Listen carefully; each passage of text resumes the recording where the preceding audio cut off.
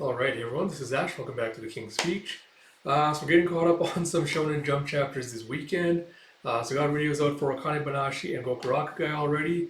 So we're just going to get around to Kaiju number 8 in a second here.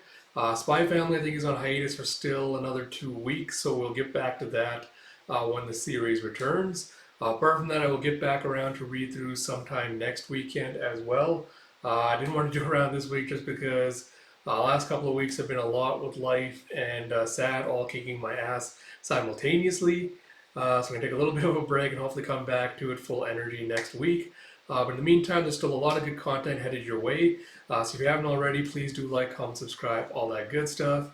Without further ado, let's pick up with Kaiju number 8, chapter 118 by Naoya Matsumoto. I feel like it's been a while since we had this last chapter before it went on hiatus, huh?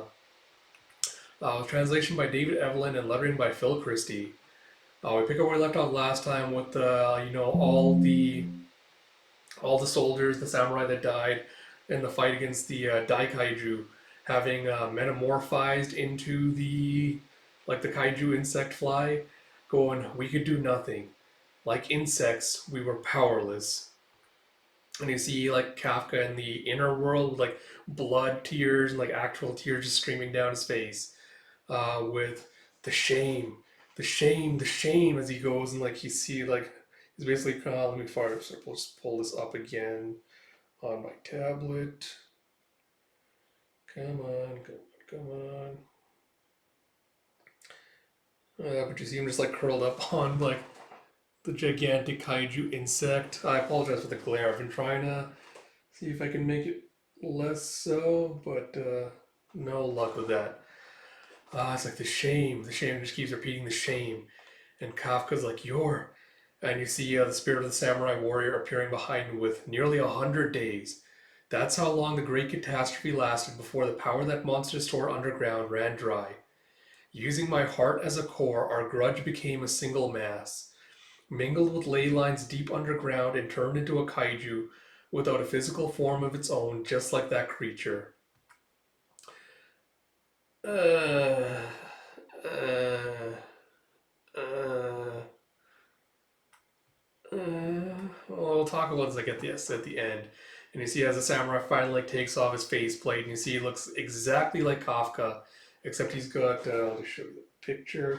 He's got two like scars on his face, and he goes, "Before you lie the twisted remnants of our grudge."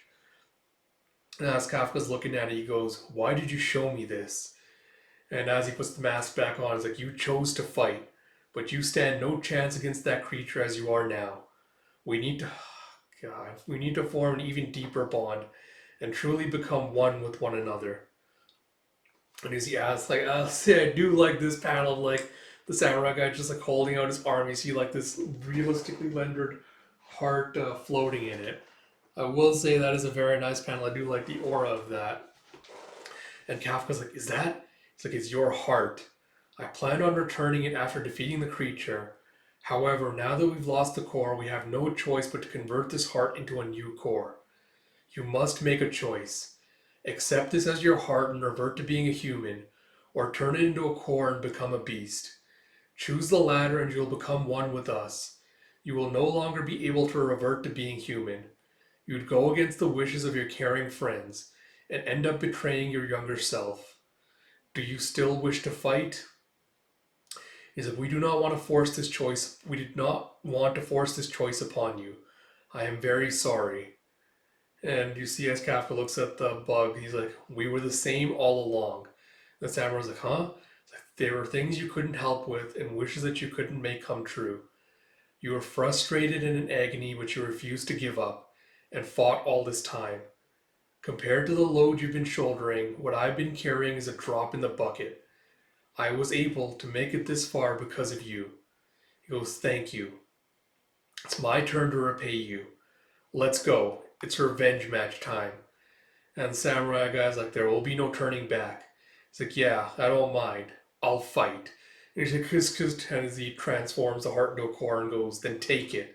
And you see him just like pushing it into Kafka's chest. As back in the real world, you see like energy just like exploding out of his body as he's being resurrected, I guess. Uh, but yeah. Oh, sorry. Did not mean to do that. Where the hell did you go? So give me a second here.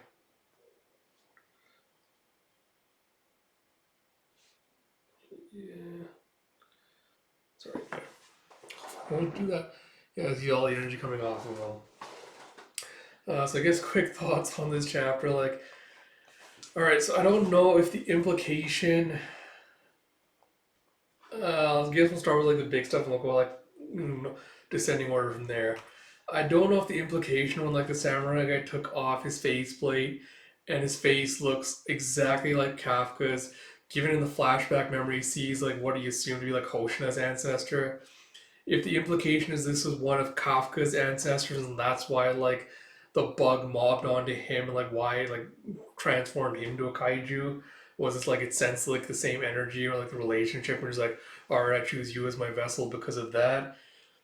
Because again, like I know I shouldn't have expected better from a shonen, but kaiju kind of like instead of trying to subvert the stereotypical shonen tropes, instead being kind of becoming beholden to them, I think has kind of really cut down on a lot of its uniqueness and potential. And now we have the whole thing like, oh, your ancestor was, part of this. That's why you were chosen, Kafka. It's like, you must bring justice to us. Da, da, da, da. It's kind of like, it's just the chosen one with extra steps, basically. So, like, I'm not a huge fan of that. I don't know if the implication is supposed to be that, it's just taking on this form because it's familiar to him and because it's like a part of him. That's why it's kind of like copy the face and things. But given the Hoshina ancestor thing, it feels more likely like it's the former, where it's like an ancestor of his that he never knew about. Apart from that, the only thing interesting things in this chapter were the part where it's like, oh, the rampage lasted nearly 100 days because it stored power underground that eventually ran dry. So that's potentially interesting because I think that's how they're going to have to manage to beat it, is like somehow cut it off from its power source. Because that might be the implication of this, like, oh, Nova number 9 was like spending eons like gathering more power for it to be able to come back and subsume humanity again. So it'll be interesting to see what that's going to be.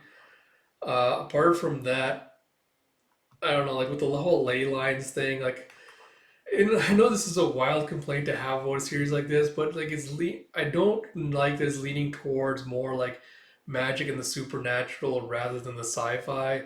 And I know we have the whole Asimov thing, like sufficiently advanced technology will be indistinguishable from magic, blah blah blah. And I know we've had like ghosts and things in the series before, but I feel like this is just like leaning too heavily into that with like, oh, the manifestation of these grudges from like these warriors for not being able to take down the kaiju, like literally transform them into like a supernatural bug rather than it being like an experiment that was conducted by the kaiju. Because it feels like it would have been an easier way to kind of tie it into the larger storyline, and now it kind of feels like its own separate, unrelated thing. So yeah, like I don't know, like it's just a little bit disappointing we're having that. Apart from that, like the series kind of spelling out like, oh, we have to form, like literally telling you like, oh, we have to form a stronger bond to be able to like fight the creature, instead of like having shown us Kafka and the creature having like bonded over time and like eventually leading us to this. Like it just, I don't know. Like it feels like there could have been a lot more done to set this up, rather than just kind of like shoving it in our face and telling us like, yeah, here's the shonen tropes that we're kind of gonna have to recycle and use in this series now. Because Kafka deciding like, oh, I was like we were the same all along. It's like I'm gonna, because I relate to you. That's why I'm decided to like give up my humanity. It just doesn't land, and there's no like emotional like heft or weight or resonance to it. Because it feels like it's just coming out of nowhere, and like a half shoehorned in flashback last 2 pages isn't really enough for me to resonate with this warrior, or like the whole like, oh, this was like our grudge and manifestation. To see him kind of get his revenge, like we're not emotionally invested enough in his arc for any of this to actually land with the weight it's supposed to. Same with Kafka just deciding like, oh, I'll do it. Like, doesn't even think about his friends or like the impacts on them or like nothing. It's just like, yeah, sure, I'll do it because the plot demands I need to do it. So we'll see what happens. But like, I don't know. I literally do not know how much longer the has because it feels like with this, it's rushing towards the ending. And it could very well last after this. Like after, they defeat the Daikaiju or whatever, they could do a thing like, or it would have like, Kafka turning back into a human arc where they have to like deal with that plot line. I don't know if it'd be particularly interesting or compelling. And I don't know how they could bring in a new enemy without, drastically altering the power scaling so far. Well, we'll see what happens. But yeah, honestly, kind of a disappointment that we waited that long for all of this. So with all that said, I hope you all did enjoy this video. If you did, please do like, comment, subscribe, all that good stuff. Like I mentioned, a lot of good show and jump stuff has come out this weekend, and then read-throughs will be back sometime next weekend. So look forward to that. And until next time, this is Ash. I'll talk to you all later.